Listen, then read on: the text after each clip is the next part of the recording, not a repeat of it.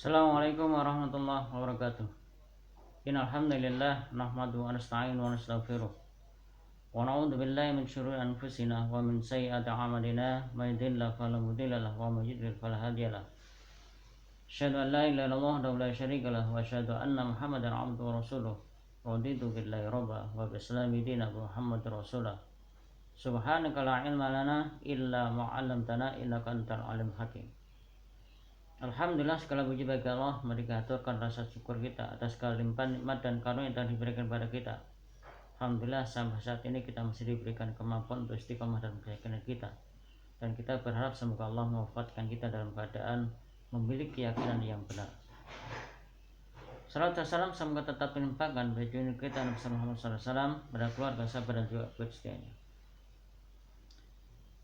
Ada sekalian, mari kita lanjut kembali taklim kita setelah kita lama terhenti akibat situasi yang memang tidak kita inginkan ini. Dan kita harus sadar bahwa itu semua adalah sebuah kehidupan yang memang sudah didesain oleh Allah, sudah dirancang oleh Allah. Dan kita sebagai manusia hanya berharap semoga Allah segera mengangkat yang namanya pandemi atau musibah ini. Mari kita lanjut kembali taklim kita. Tema kita pada hari ini adalah bagaimana kita menyadari tentang perintah Allah untuk menjadikan kita orang-orang mutakin. Ada sekalian, kalau kita renungkan kembali bahwa Allah tidak henti-hentinya, tidak bosan-bosannya mengingatkan kepada kita dengan firman Allah, di antara yang pernah diabadikan oleh Allah di dalam surat Ali Imran yang senantiasa dikumandangkan, yang senantiasa disampaikan oleh setiap khatib yang berdiri di atas mimbar dengan kalimat Ya ayyuhalladzina amanu taqullaha haqqa tuqatih wa la tamutunna illa wa antum muslimun. Wahai orang yang beriman, bertakwalah kalian kepada Allah dengan sebenar-benarnya takwa, dan jangan sekali-kali kalian mati melainkan setelah menjadikan kalian sebagai seorang muslim yang sejati. Mari kita fahami ayat ini ya. Kalau kita melihat betapa Allah sudah demikian sayangnya pada kita, maka kita harus sadar, harus ingat bahwa ketika Allah menginginkan kita menjadi baik, maka Allah akan menjadikan diri kita orang yang mengerti tentang urusan agama. May yuridillahu bihi khairan yufaqqih fiddin. Barang siapa yang ditakdirkan oleh Allah, yang diinginkan Allah menjadi baik, maka orang itu akan diberikan pemahaman tentang urusan agama. Termasuk adalah urusan bagaimana kita menata hidup kita, menyelaraskan hidup kita sesuai dengan panduan hidup, yakni Al-Qur'an Karim. Karena itu Allah selalu memberikan nasihat kepada kita, dan itu tidak bosan-bosannya Allah senantiasa memberikan nasihat kepada kita. Di antaranya adalah kalau kita coba renungkan kembali bagaimana Allah peduli dengan nasib kita ya. Di dalam Al-Fatihah yang selalu kita baca itu ada kalimat yang selalu kita ingat bersama, ada kalimat Alhamdulillahirabbil alamin. Alhamdulillahirabbil alamin. Segala puji bagi Allah, zat yang telah mengatur alam semesta ini. Jadi kalau kita coba renungkan betapa Allah itu demikian sayangnya pada kita, maka seringkali Allah selalu memberikan nasihat pada kita. Apakah itu nasihat dalam bentuk mingguan setiap hari Jumat selalu diingatkan. Kemudian pada saat ketika kita berhari raya Idul Fitri maka Allah memberikan sebuah nasihat dengan kalimat yang berbeda, tetapi kontennya itu adalah mengingatkan kita untuk selalu bertakwa kepada Allah SWT. Karena itu pemahaman yang benar tentang takwa itu harus kita pahami ya. Jadi karena di ayat ini Allah memberikan kepada kita ittaqullaha haqqa tuqatih. Bertakwalah kalian kepada Allah dengan sebenar-benarnya takwa. Itu mengandung pengertian ketakwaan yang dimaksudkan adalah ketakwaan yang dengan pemahaman yang benar. Haqqa tuqatih dengan ketaatan yang benar. Pemahaman yang benar, pengertian yang benar, dengan cara yang benar manhaj yang benar.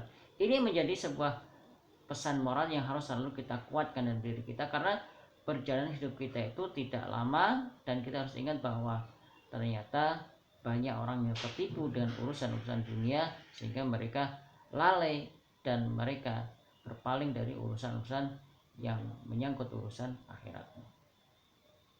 Yaitu mari kita pahami yang pertama haqqut tuqat, pemahaman yang benar itu mengandung pengertian bahwa ketika kita menjadi orang yang muttaqin itu kita harus ingat bahwa siapa yang kita sembah itu kita harus paham, harus ingat bahwa kita hanya menyembah Allah Subhanahu wa taala.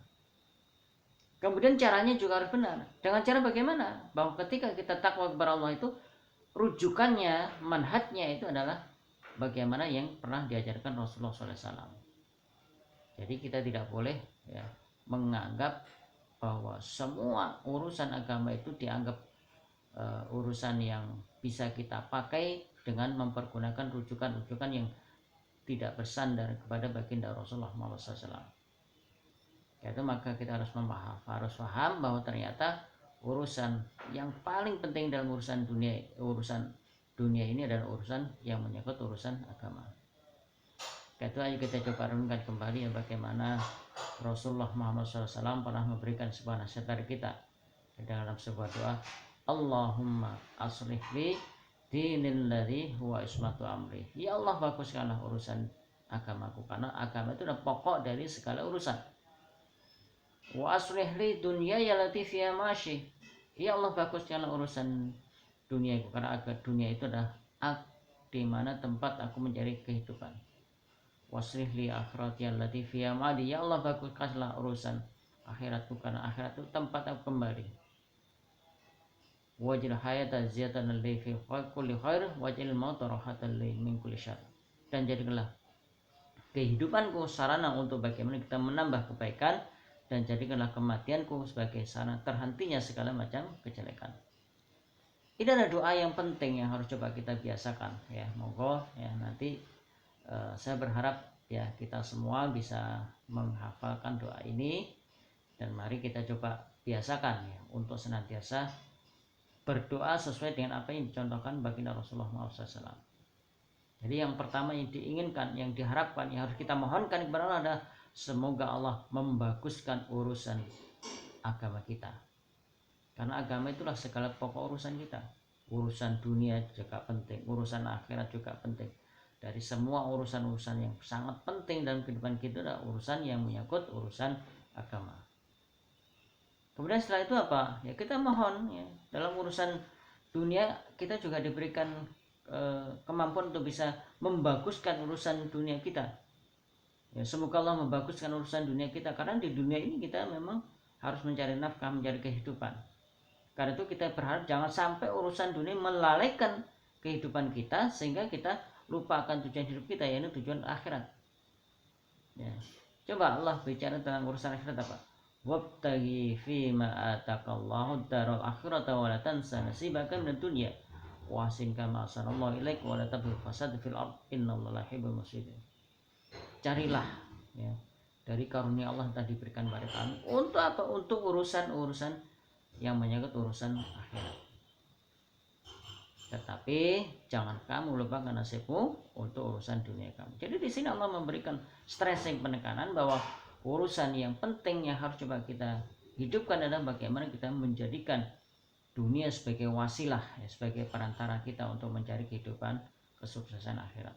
Ya, semoga ini bisa menjadi renungan kita, ya khususnya anak-anak yang sudah niat ya sekolah di lembaga pendidikan Baitul Izzah ya, maka saya berharap semoga kita semua diberikan kekuatan, diberikan kesabaran untuk bagaimana kita istiqomah, dan kita berharap semoga kita diwafatkan oleh Allah dalam komitmen kita menjadi seorang muslim yang sejati, sebagaimana pesan yang Allah sampaikan pada kita dan dalam kalimat ya ayyuhalladzina amanu taqullaha haqqa tuqatih wa la tamutunna illa wa antum muslimun.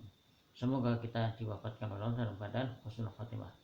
Mari kita cukupkan dengan bersama-sama membaca kifarat majelis. Subhanakallahumma bihamdik asyhadu an la ilaha illa anta astaghfiruka wa atubu ilaik. Kurang lebihnya mohon maaf. Assalamualaikum warahmatullahi wabarakatuh.